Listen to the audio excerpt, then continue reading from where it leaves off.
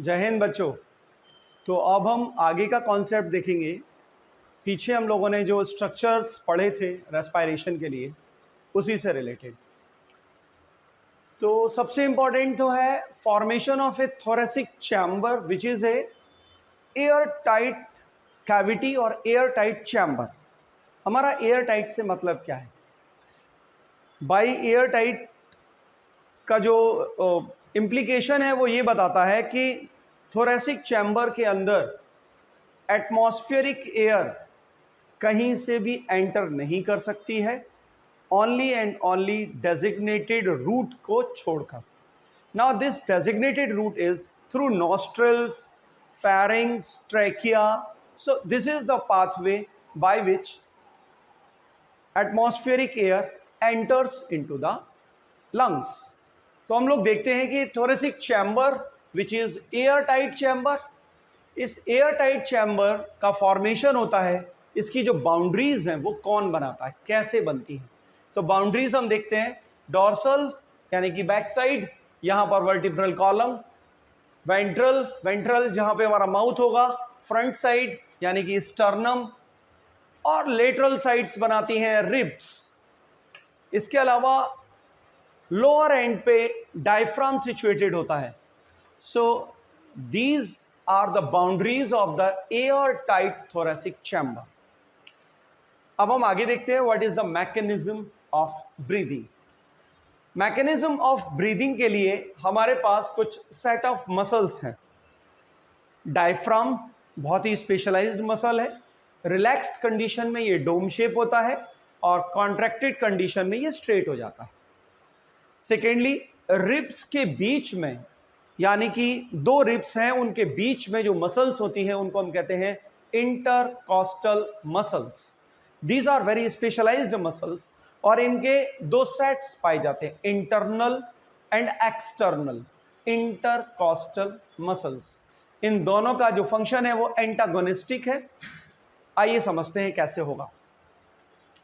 तो हम देखते हैं कि ये हमारा वर्टिब्रल कॉलम है which is on the dorsal side, ये हमारा वेंट्रल साइड है जहां पर रिब, तो ये रिब्स ने केज बनाया हुआ है, तो स्टर्नम और रिब केज।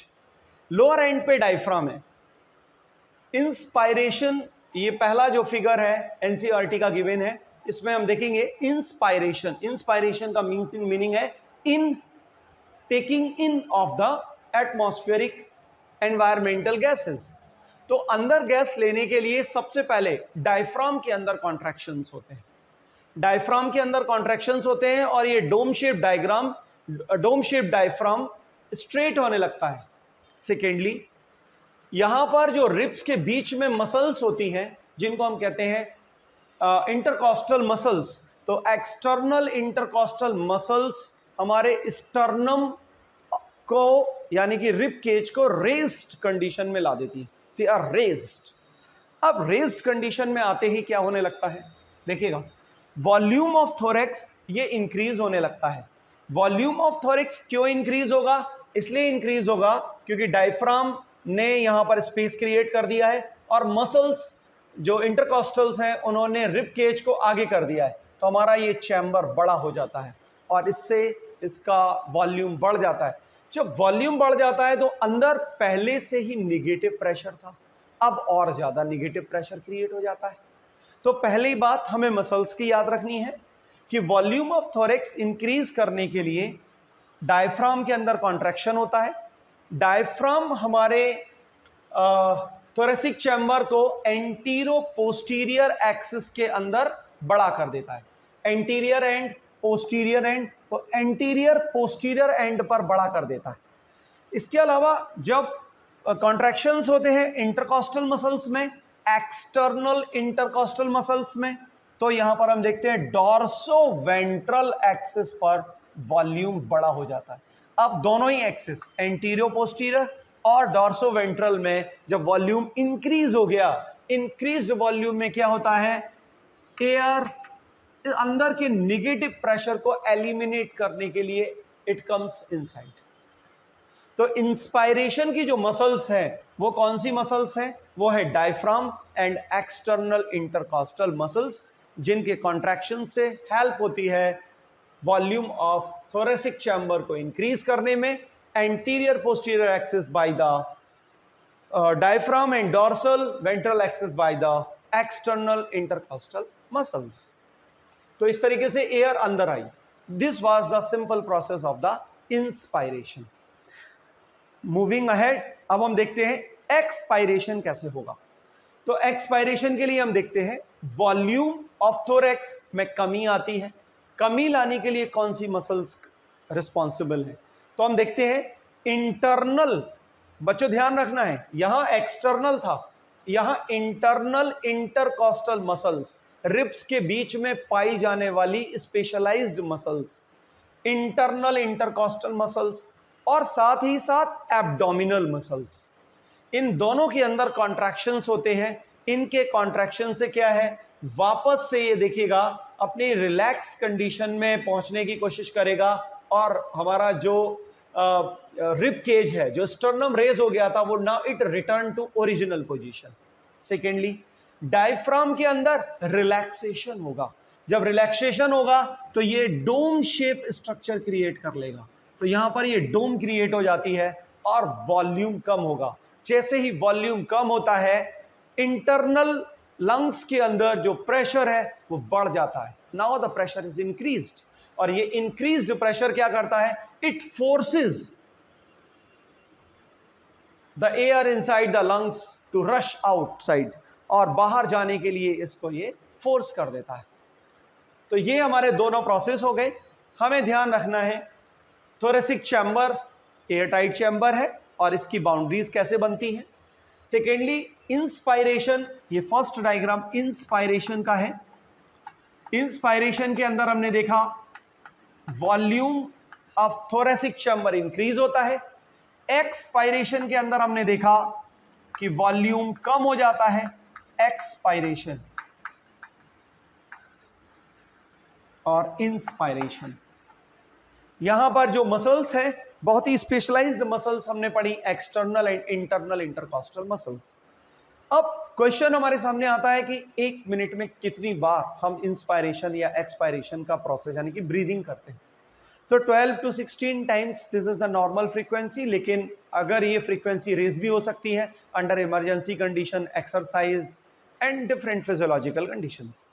तो हम देखेंगे इसके वॉल्यूम को मेजर करने के लिए एक इंस्ट्रूमेंट होता है जिसको हम कहते हैं स्पायरोग्राम, और स्पायरोग्राम मेजर करता है डिफरेंट वॉल्यूम्स को जो हमारे लंग्स के अंदर आते और जाते हैं, जिनको हम देख सकते हैं। स्पायरोग्राम यहां पर चलेगा। स्पायरोग्राम में हमें दो बातों पे फोकस करना है, पहला वॉल्यूम और दूसरा कैपेसिटी। वॉल्यूम्स क्या है, देखिएगा नॉर्मल वॉल्यूम जो हम नॉर्मल ब्रीदिंग कर रहे हैं, सिंपल बैठे हुए हैं नॉर्मल ब्रीदिंग कर रहे हैं, that is called as tidal volume. कितना होता है, 500 ml। ये सब ml में मेजर किए जाएंगे। तो ये नॉर्मल वॉल्यूम है। लेकिन जब हमने इसके अलावा एक गहरी सांस ली, इंस्पायरेशन किया, तो वहां पर हम देखते हैं 2500 से 3000 ml एयर हमारी बॉडी के अंदर आती है। इसको कहते हैं इंस्पायरेटरी रिजर्व वॉल्यूम। ये रिजर्व वॉल्यूम है, टाइडल वॉल्यूम के अलावा है। हम फोर्सफुली जब अपने अंदर से वॉल्यूम को बाहर निकालते हैं, इसको कहते हैं एक्सपायरेटरी रिजर्व वॉल्यूम। ये 1000 से 1100 ml होता है। कुछ वॉल्यूम ऐसा है जिसको हम नहीं निकाल सकते, जिसको हम मेजर भी नहीं कर सकते अपने, that is called as the reserve volume. ये 1100 से 1200 ml के बीच में होता है। लेकिन हमसे क्वेश्चन कैपेसिटीज के बारे में भी पूछा जाता है।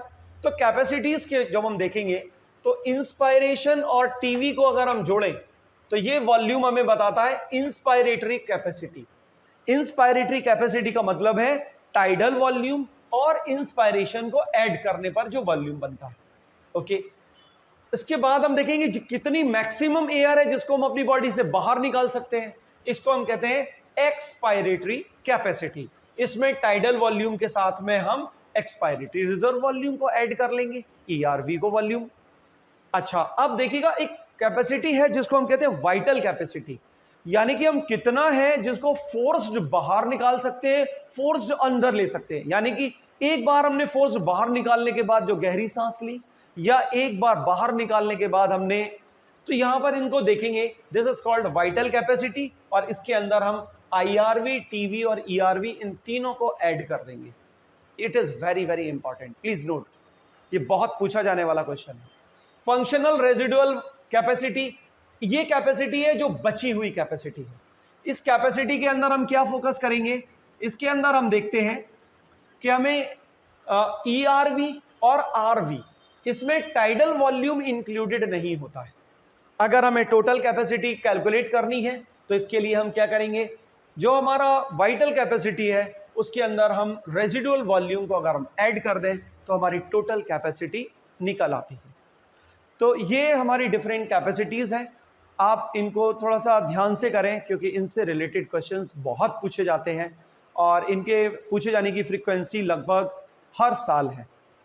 तो आशा करता हूँ आपको अच्छा लगा होगा और आपकी तैयारी अच्छी चल रही होगी। जय हिंद बच्चों।